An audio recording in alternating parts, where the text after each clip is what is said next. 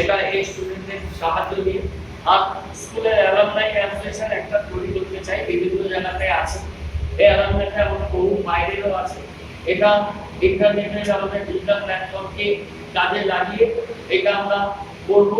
তাহলে দেশ বিদেশে যারা ছড়িয়ে আছে সেই যে মেধা সম্পন্ন ছাত্রছাত্রী বিভিন্ন জায়গায় তারা যাতে এর মধ্যে ইনভলভ হতে পারে।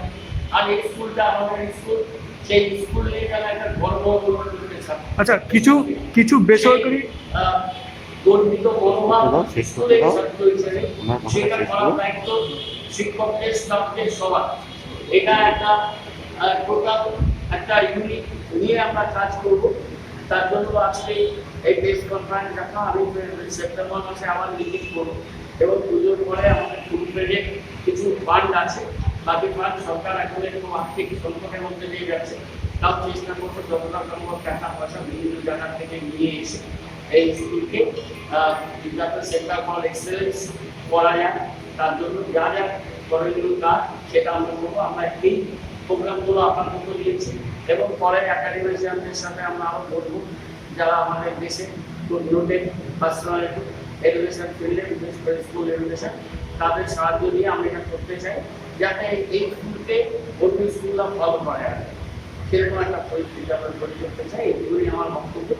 আপনাদের শুধু আমি একটা অনুরোধ করবো, আমি জানি যে এই যে সরকারি তাদের মধ্যে অনেক একটা বয়স করে স্টুডেন্ট আছে বা অনেকে নেই, কিন্তু বয়েজ আর গার্লস এই দুটো স্কুলকে আপনারা একটু ভালো দিকগুলো নিয়ে একটু যদি ফোকাস করেন তাহলে স্কুলে গার্জিয়ানরা, স্টুডেন্টরা, টিচাররা সবাই একটু উৎসাহিতভাবে উজ্জীবিত হবে।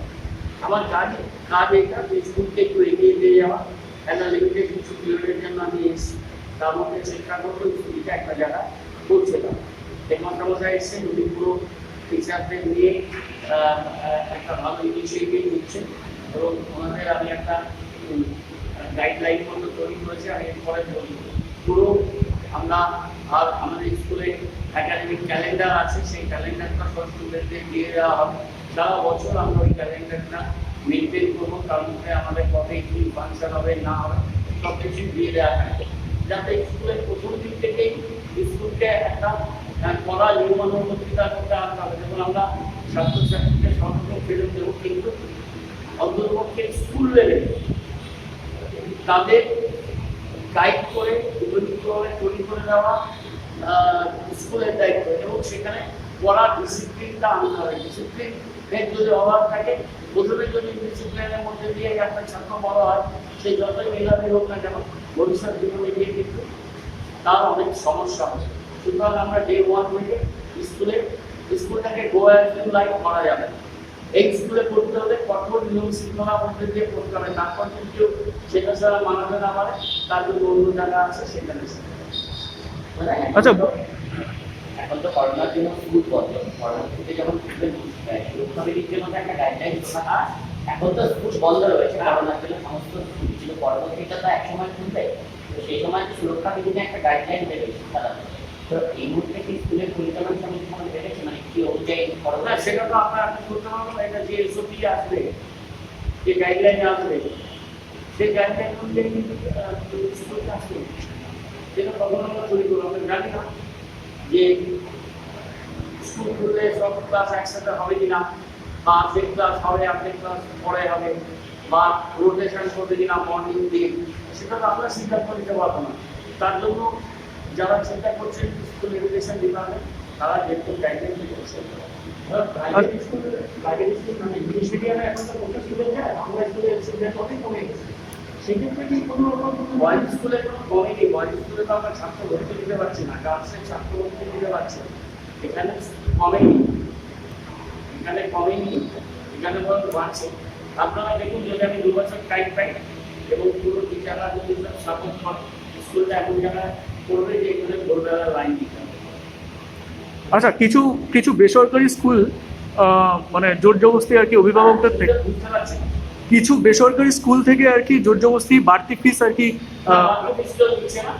বাকি নিজের মিটিংয়ে ডিসিশন হয়ে গেছে, গভর্নমেন্ট বলে দিয়েছে। আমি মিটিং করেছি, যারা নিয়েছিল রোল ব্যাক করেছে, কোনো স্কুল এই করোনার সময় এই বছর কোনো বাড়তি ফিস নেওয়া যাবে বলে দেওয়া। এই স্কুলটাকে একটা মডেল স্কুল করার চেষ্টা করছি।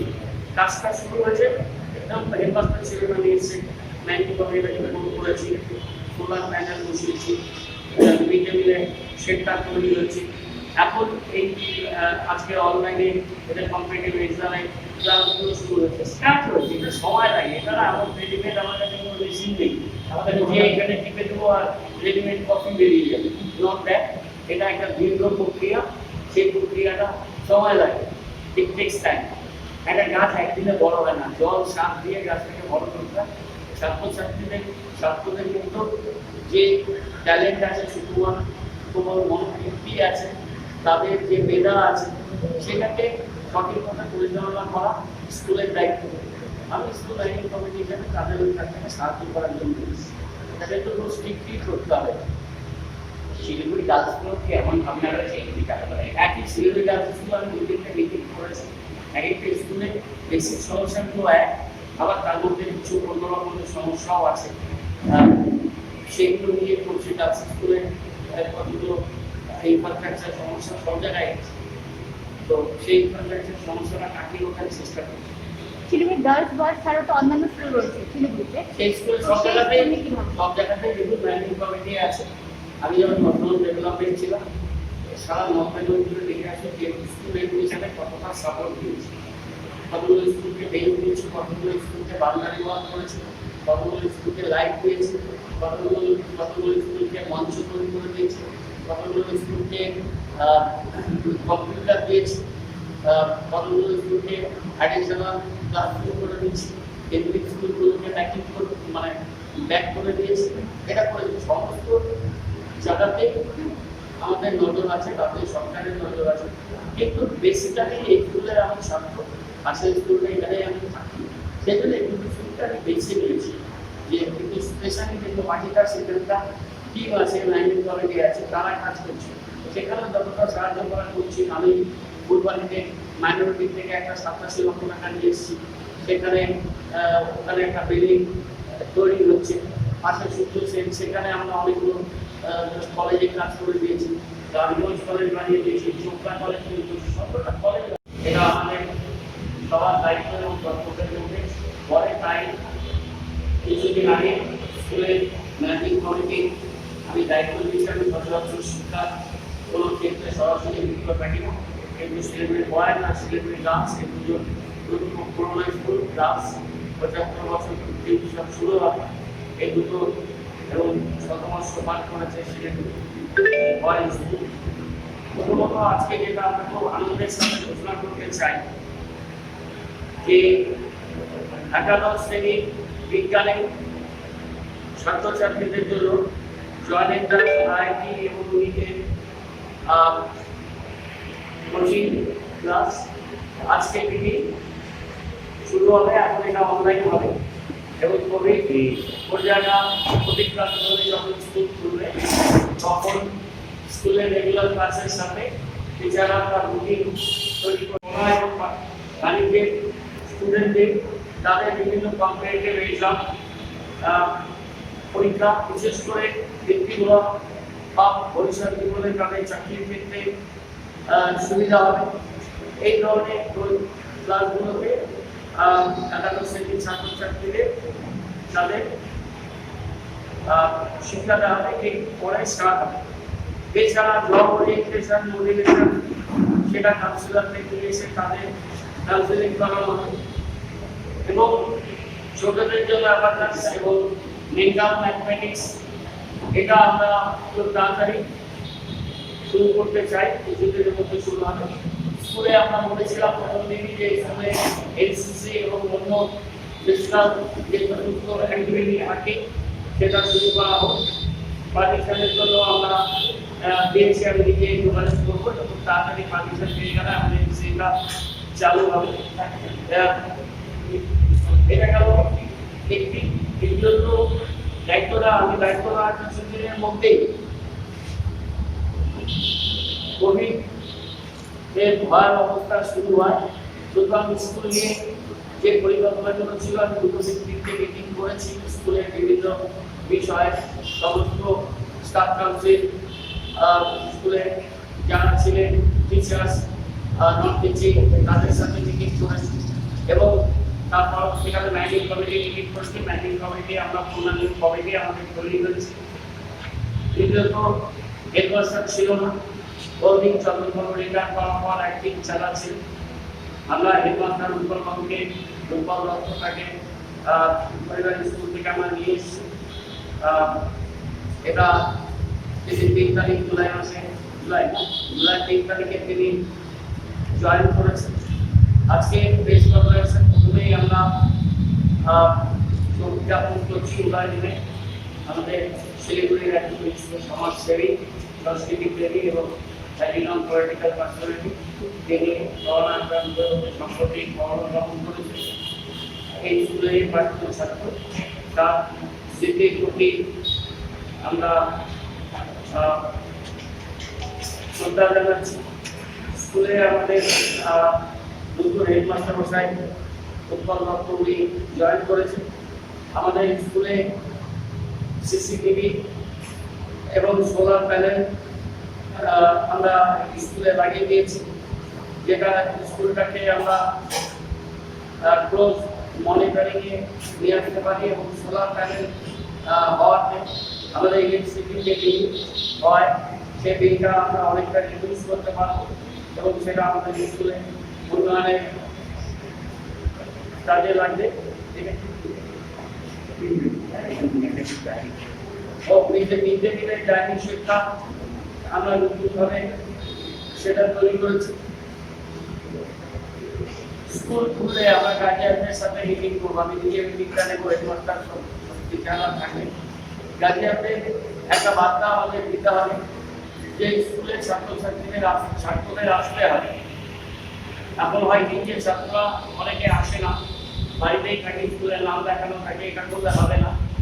স্কুলে কঠোরভাবে ছাত্রদের আসতে হবে, যদি না আসে তাদের টিসি দিয়ে দেওয়া হবে। নাম্বার 1, মার্ক করা যাবে না, ক্লাসের মাঝখানে টিফিন পিরিয়ডে চলে যাওয়া যাবে না।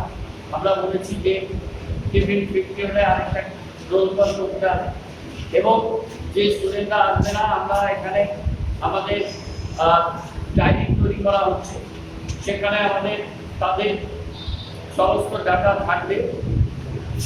একটি ছেলে না আসলে একটা নির্দিষ্ট পিরিয়ড পর্যন্ত গার্জিয়ানের অ্যাপ্লিকেশন লাগবে এবং তার বেশি হলে তার মেডিকেল সার্টিফিকেট লাগবে।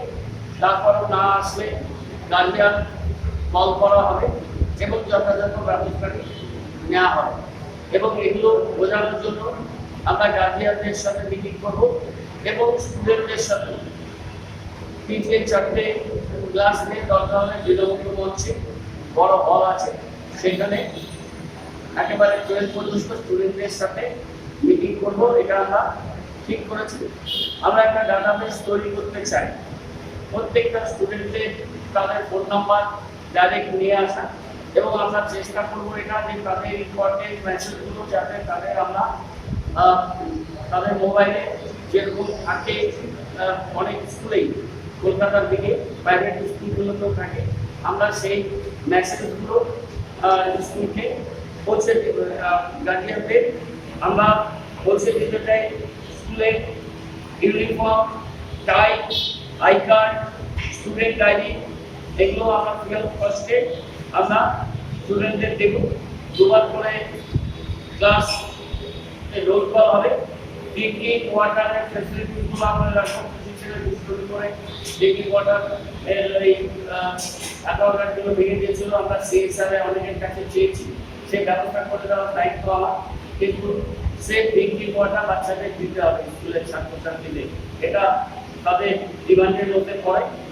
এবং এখানে আন্ডারগ্রাউন্ড ড্রিঙ্কিং ওয়াটারের জন্য আমরা আন্ডারগ্রাউন্ড রিজার্ভার আমরা তৈরি করবো এবং কর্পোরেশন থেকে আমরা এই জলটা নেব। এখানে আমাদের ওল্ড যে বিল্ডিং একটা বিল্ডিং আমরা ভেঙে আমরা নতুন বিল্ডিং বানাচ্ছি, সেটা আমরা রিনোভেশন এবং রিকনস্ট্রাকশন সেটা ডিপিআর তৈরি করতে আমরা দিয়েছি। সামনে যে অডিটোরিয়ামটা আছে, অডিটোরিয়ামটা আমরা খুব ভালো করে বানাবো। এখানে গেটটাকে আমরা শতবার্ষিকী গেট পুরো ফেস লিফটিংটা করবো, সীমানা পাঁচিলের ফলটা যেরকম আমি কড়াই স্কুলটা করেছি এরকম করবো। এবং এর উপরে একটা শতবার্ষিকী আমরা ভবন তৈরি করতে চাই, একটা হলঘর বড় অন্তত পক্ষে 400 ক্যাপাসিটি, যেটা স্কুলে বেশ কিছু প্রোগ্রামের অডিটোরিয়াম প্লাস এই জায়গাটা এখানে হতে পারে, সেটা নিয়ে একটা আমরা প্ল্যানিং করছি। আর এখানে যেটা হবে এটা 3000 স্কোয়ার ফিটের এই বিল্ডিংটা হবে, 3 তলা বিল্ডিং হবে। এছাড়া আমাদের স্টাফ রুম, হেডমাস্টারের রুম, অ্যাডমিনিস্ট্রেটিভ রুম, আর আমরা অ্যাক্টিভিটি রুম রাখতে চাই। কোনো সময় কোনো যদি গ্যাপ থাকে সেই সময় স্টুডেন্টরা যাতে খেলাধুলা করতে পারে, অ্যাক্টিভিটি রুম। স্টুডেন্টের হেলথ ইন্স্যুরেন্স আমরা করে দিতে চাই, যেটা স্বাস্থ্য সাথীতে যারা ইনক্লুডেড আছে স্বাস্থ্য সাথীতে যদি কেউ স্টুডেন্ট থাকে তাদের নিয়ে আমরা স্টুডেন্ট হেলথ কার্ড ইন্স্যুরেন্সের মাধ্যমে আমরা করে দিতে চাই। স্টাফদের আমরা বায়োমেট্রিক সিস্টেম অলরেডি চালু হয়েছে, বায়োমেট্রিক সিস্টেমে এটা চালু হয়েছে। টিচারদেরও রেগুলার আসতে হবে, কেউ আসতে না পারলে কোনো কারণে তাকে যথাযথ সামন থেকে ছুটি দিতে হবে। আর কোনো ক্লাস ফাঁকা যাবে না। কোনো ক্লাসে যদি কোনো টিচার প্রতিদিন না আসে, সেই ক্লাসটা অন্য একজন টিচার দিয়ে সাবস্টিটিউট টিচার দিয়ে সেই ক্লাসটাকে অ্যাটেন্ড করবে, এটা করতে হবে। আর এখানে একজনের বেশি দুজন সুবিধা মিনিমাম আমরা এনগেজ করে দিচ্ছি। টয়লেট গুলোকে খুব ভালোভাবে হাইজিনিক করে দিতে হবে, এটা আমরা করবো। আর পেছন দিকে ওখানে যেটা হোস্টেল ছিল, এখন ওটা হোস্টেলে স্টুডেন্টরা থাকে না, ওখানে মিড ডে মিলের শেড হয়েছে, ওই দিকেও আমরা কিছু এই বিল্ডিং গুলো করবো। হিউজ ইনফ্রাস্ট্রাকচার ডেভেলপমেন্ট স্কুলে করার দরকার।